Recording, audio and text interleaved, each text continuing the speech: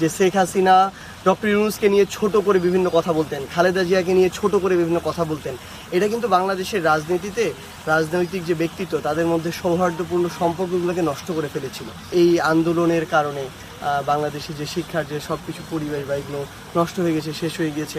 এটা সত্যি যে কিছুটা বিঘ্নিত হয়েছে। আচ্ছা, আমাদের জায়গা থেকে আমার যেটি মনে হয় আসলে যে আমাদের বিএনপির একজন গুরুত্বপূর্ণ সদস্য, আমাদের কেন্দ্রীয় কমিটির আমাদের দুদু ভাই, যিনি তার জায়গা থেকে মন্তব্যটি করেছেন, আমি মনে করি যে এটি আসলে তার জায়গা থেকে হয়তো ব্যক্তিগত মন্তব্য, এটা দল হিসেবে বিএনপির নয় প্রথমত। আর দ্বিতীয়ত হচ্ছে আমরা আমাদের জায়গা থেকে প্রত্যাশাও করি না, কারণ তারা আমাদের রাজনীতিতে তারা সিনিয়র। আমরা চাই তাদেরকে দেখে আমরা শিখবো, সামনের দিকে এগিয়ে যাব। কিন্তু তারা যদি এইরকম তাদের যারা বয়সের দিক থেকে অন্তত অনুজ রয়েছেন তাদেরকে সামনে রেখে প্রতিহিংসামূলক বা ছোট করে কথা বলার এই কালচারটা আবার তৈরি করে, যেটা আমরা দেখতাম যে শেখ হাসিনা ডক্টর ইউনূসকে নিয়ে ছোট করে বিভিন্ন কথা বলতেন, খালেদা জিয়াকে নিয়ে ছোট করে বিভিন্ন কথা বলতেন। এটা কিন্তু বাংলাদেশের রাজনীতিতে রাজনৈতিক যে ব্যক্তিত্ব তাদের মধ্যে সৌহার্দ্যপূর্ণ সম্পর্কগুলোকে নষ্ট করে ফেলেছিল। তো আমরা তো একই কালচার আর তাদের কাছে বা তাদের মাধ্যমে দেখতে চাই না। তো সেই জায়গায় আমরা মনে করি আমাদের জন্য যদি তাদের কোনো পরামর্শ থাকে তারা সেই পরামর্শটি দিবেন, এবং এই দেওয়ারই একটি সুন্দর শ্রদ্ধার একটি সম্পর্কের মধ্য দিয়ে এটি দেওয়া উচিত। সেই জায়গা থেকে আমরা তার কাছে এটি প্রত্যাশা করব। এবং আরেকটি কথা তিনি তার জায়গা থেকে যেটি বলেছেন যে আসলে এই আন্দোলনের কারণে বাংলাদেশে যে শিক্ষার যে সব কিছু পরিবেশ বা এগুলো নষ্ট হয়ে গেছে, শেষ হয়ে গিয়েছে।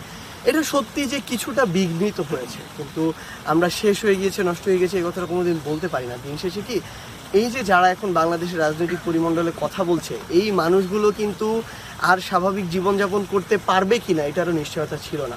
আমরা দেখেছি কিভাবে বিএনপির যারা অনেক বেশি স্ট্রাগল করেছে বিগত 16 বছর ধরে, তারা তাদের বড় বড় নেতৃবৃন্দ কিভাবে কান্নাকাটি করেছে সোশ্যাল মিডিয়ার সামনে এসে, যে তারা তাদের পরিবারের সামনে যেতে পারছে না, তার পরিবারের গুরুত্বপূর্ণ একজন সদস্য, তার ভাই মারা যাচ্ছে, দাফন করতে যেতে পর্যন্ত পারছে না। এবং এই ছাত্রদের এত বড় ত্যাগ, এত রক্তের পরেই কিন্তু আসলে এত বড় একটি অভ্যুত্থান, এবং এই মানুষগুলো এখন এভাবে মিডিয়ার সামনে এসে কিংবা বুক ফুলিয়ে তাদের জায়গা থেকে স্বাধীনভাবে কথা বলছে। সো ক্ষতিটা অবশ্যই কিছুটা না কিছুটা হলেও পড়াশোনার পরিবেশ বিঘ্নিত হয়েছে, ছাত্রদের ক্ষতি হয়েছে। কিন্তু এই যে এত বড় ত্যাগ, এই ত্যাগ কিন্তু শুধুমাত্র মানে তাদের ত্যাগ নয়, এটা পুরো বাংলাদেশের জন্য ত্যাগ। এই ত্যাগ কিন্তু ইভেন তাদের জন্য যারা এতদিন ধরে রাজনীতিটা ঠিকমতো করতে পারেনি। তো আমি মনে করি তাদের প্রতি এই শ্রদ্ধাটা সবসময় আমাদের থাকা উচিত। কোন রাজনৈতিক গেল আসলে এটা ফ্যাক্ট না। আগামীর বাংলাদেশে যদি আমরা গণতান্ত্রিক বাংলাদেশের দিকে এগিয়ে যাই সামনে, তাহলে যেই রাজনৈতিক দলই ক্ষমতায় আসুক না কেন, যেই ছাত্ররা এই অভ্যুত্থানের সামনে থেকে নেতৃত্ব দিয়েছে তাদের প্রতি এতটুকু শ্রদ্ধা সকল রাজনৈতিক দলের ব্যক্তিবর্গের থাকা উচিত।